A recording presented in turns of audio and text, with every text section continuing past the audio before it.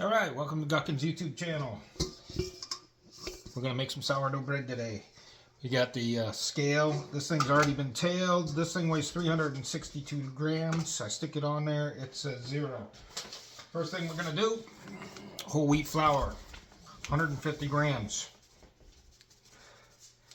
And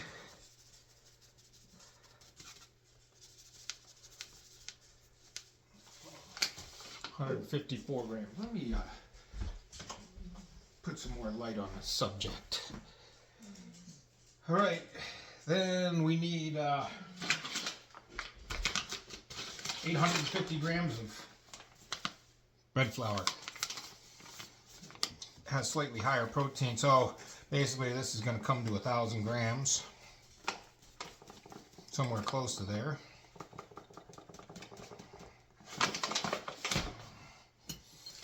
We're 1,013, 1,002. That's close enough. And then we need about somewhere between 22 and 25 grams of salt.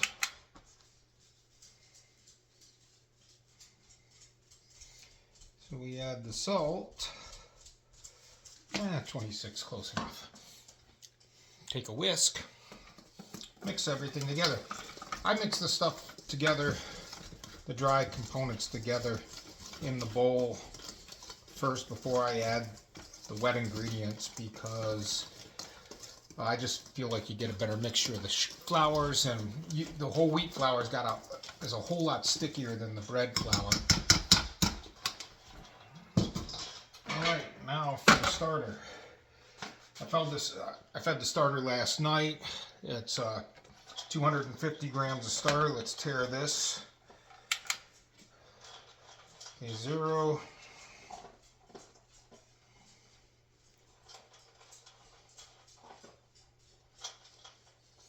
158.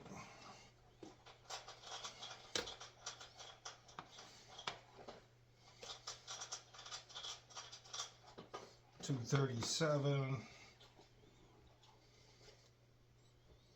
249. 252, close enough. Okay, so you can see there's not that much of this stuff left in there. I'll get my head out of this. But that'll be enough for me to feed, and I'll just put the top back on this. Put it back in the refrigerator. Oops, making a mess. Put the top back on this, put this back on the refrigerator, and that's actually enough starter in there. That little bit is enough to get me going again the next time. So as long as I bake within 2 weeks, it won't need to be fed. And I don't do the whole, what do they call it when you throw the starter away? It doesn't make any sense to me. I hate waste. Okay, so we're going to do roughly a 72% hydration. So we're going to add 720 grams of room temperature water.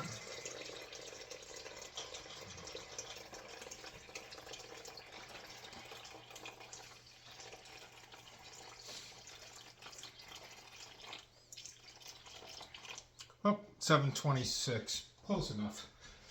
I'm going to fill this back, fill the water back up real quick for part of the mixing process. All right, and we'll just take this whisk and I'm just going to mix the starter and the water in.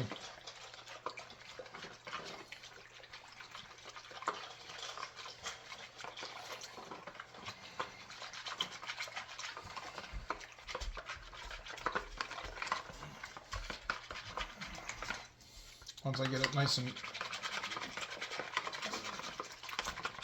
the starter well dispersed into the water, I don't need the scale anymore. Bring this back, and I'm going to use this paddle. So I got 2 of them. I'm going to try to get all the starter in there.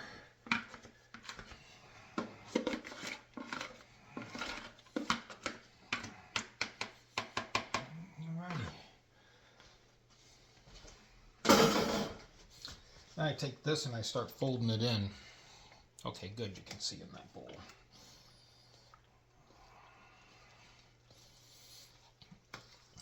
So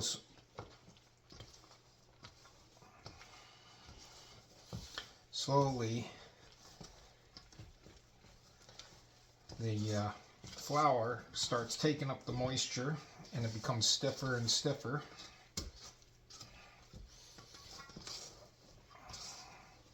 I don't like doing the initial mix with my bare hands because it's way too sticky. Gets all over your hands.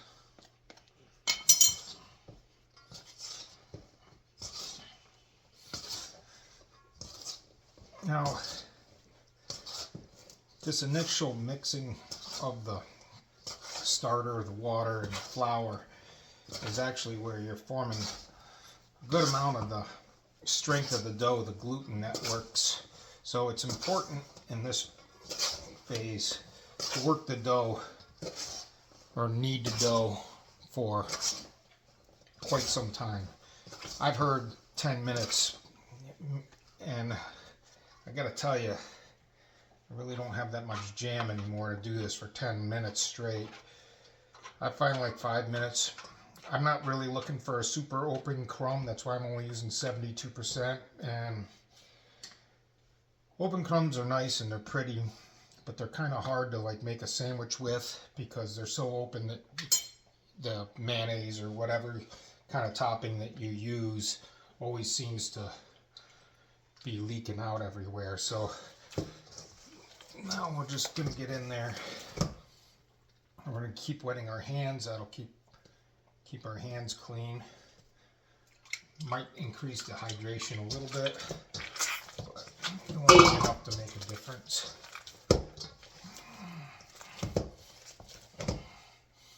You'll notice as long as I keep dipping my hands, I'm not getting a whole ton of dough on them.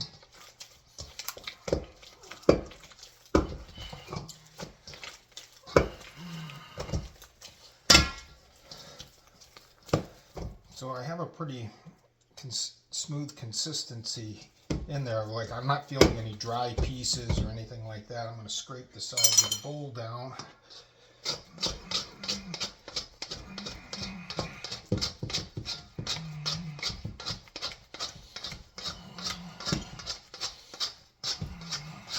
I'm just going to start doing rough stretching folds using the paddle to help build that gluten network. Okay, I'll be right back. Okay, we've got it kneaded. I kneaded it for about 5 minutes. No big deal. This is what it looks like. Now we got to cover it and let it rest for 45 minutes to an hour, and then we'll start doing stretch and folds on it. We got 2 stretch and folds, 3 coil folds, each about an hour apart. The second stretch and fold is where we'll add any ingredients that we're going to have. I'm going to do 1 batch of roasted whole clove, roasted garlic. So we'll be back with that in a minute. Okay,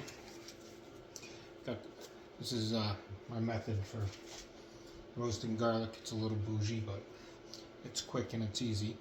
Just take your garlic, you rip the tops off, you pour a little water down each of the bulbs.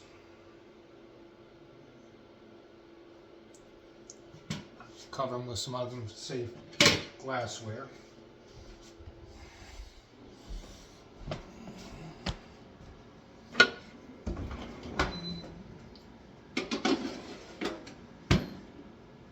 Put them in the air fryer.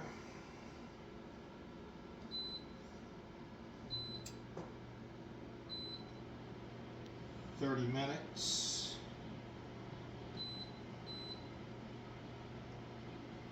350. 30 minutes. It'll be done. It'll give it about 30 minutes to cool. I know the dough's doubled. I made 2 batches. One batch is going to be 2 loaves of whole clove roasted garlic, and the other is going to be just plain. Okay, the roasted garlic's now peeled, and I'm going to do a stretch and fold. I've already done the first stretch and fold on these. I don't incorporate till the second stretch and fold. So, because this is whole clove garlic, you can see there's whole cloves of roasted garlic. This one I'm not going to show you because it's basically the same process, but without incorporating the garlic. So, basically, there's two. This is enough dough for 2 loaves of bread. And you'll see I leave a little spot that's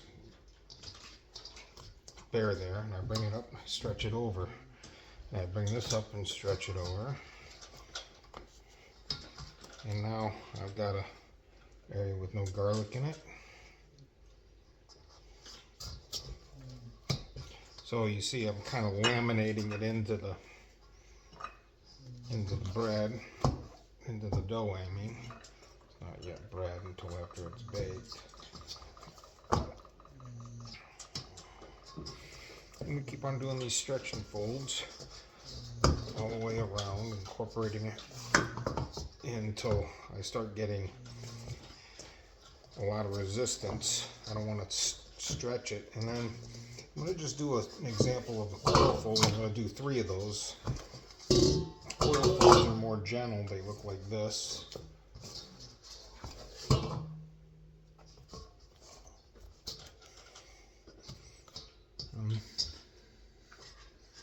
That's it. I'll do 3 more coil folds spaced out 45 minutes to an hour.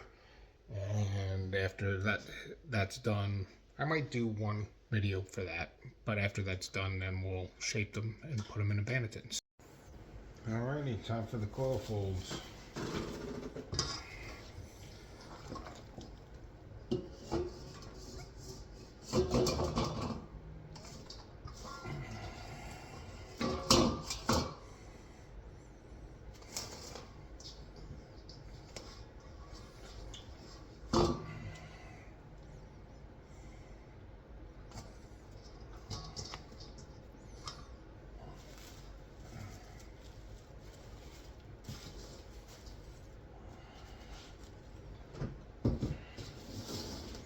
That's it. They've been proofed overnight. We'll save these for later.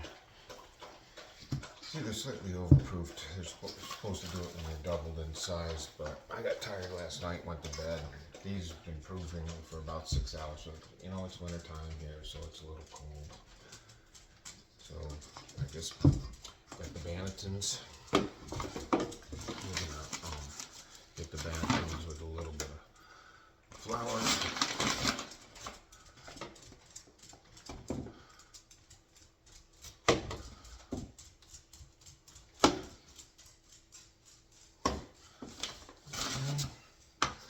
Now we gotta unload the dough.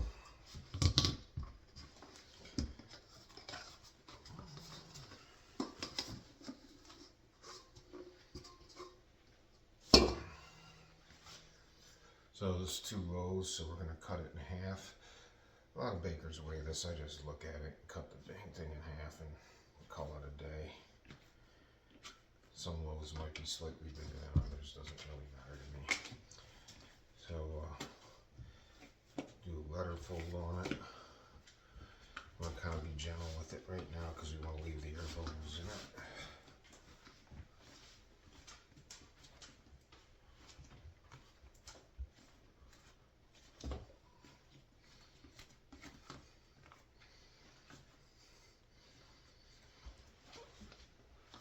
This is called pre-shaping. Once we get this done, we'll move on to the final shaping and putting it in the banneton. Alright, well, you cover them, let them sit for a half hour, 40 minutes. They've done that. It's time to get them uncovered and start shaping them and putting them in the bannetons.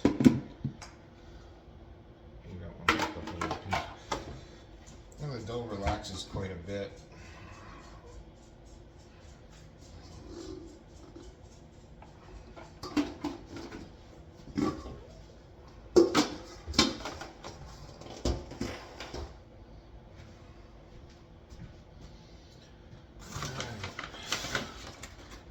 flour.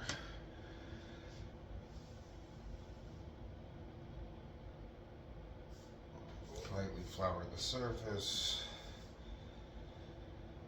Bread.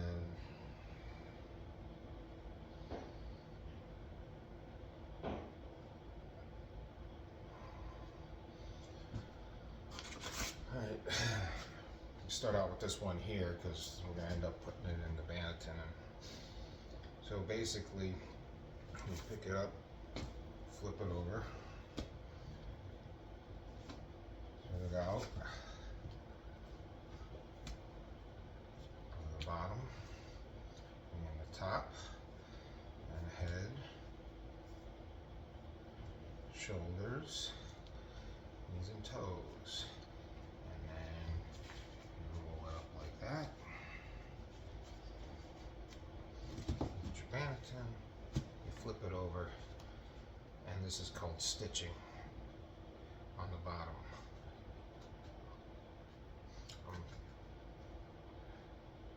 Creating extra surface tension and closing up the seam with what's called a stitch.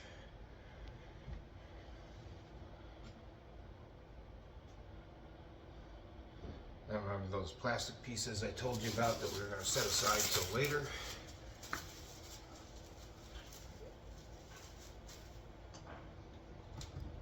Pull them out. Spread it with a little olive oil. Bam. And then I'll stick a rubber band around that, put it in the fridge. Alrighty, it's time to wake and bake. We have the bread dough in the Bannetons, the formed loaves, right out of the fridge. We got a couple of pieces of parchment paper here. I'm going to show you the method of baking. First, this is corn flour. Makes it easier to separate the bread loaf off of the parchment paper. This is Meyer brand. Most store brands aren't very good, but the Meyer brand seems to work pretty well. And I can actually reuse it for the next batch since I'm doing 4 loaves and I've only got 2 Dutch ovens. You see the oiled saran wrap comes off real easy. We just take our loaves and dump them out in the parchment. This one's garlic, that one's regular. This is called a red lame, or maybe a lame, I don't know. L-A-M-E. You can get them on Amazon. Basically, it's just a double-edged razor with a handle. Score the loaves. Now, generally, I put 4 cubes in Dutch oven. It keeps the outer crust a little softer. Helps with I think the oven bloom. So it kind of hot.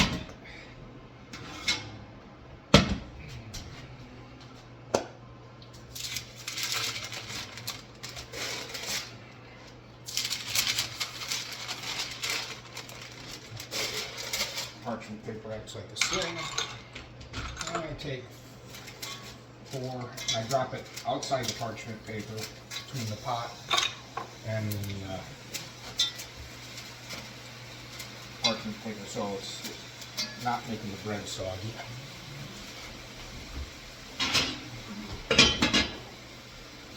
It gives a steam environment in there for the bread to bloom on. And then stick it in the oven.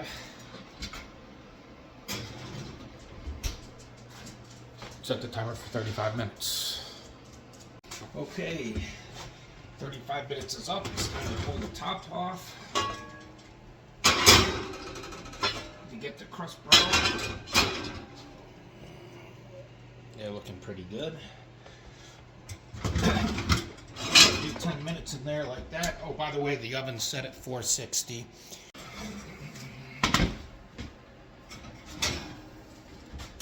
Let's see what we got here.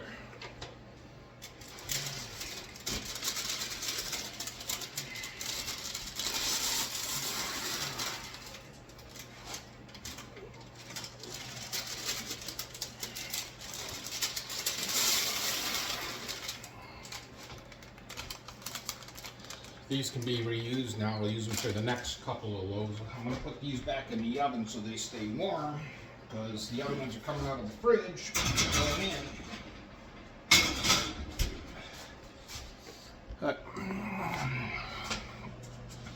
What do you think of this?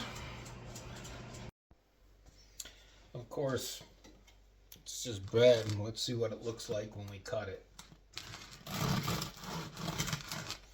Sounds good.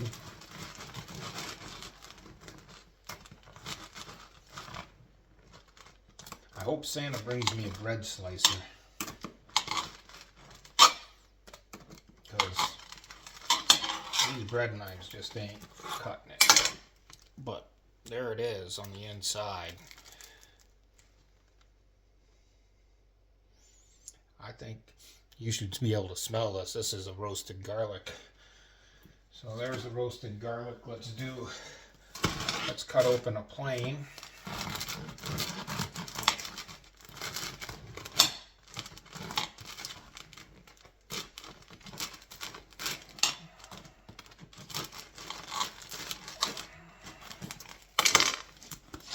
There's the inside of the plane. Very nice. Merry Christmas, everybody.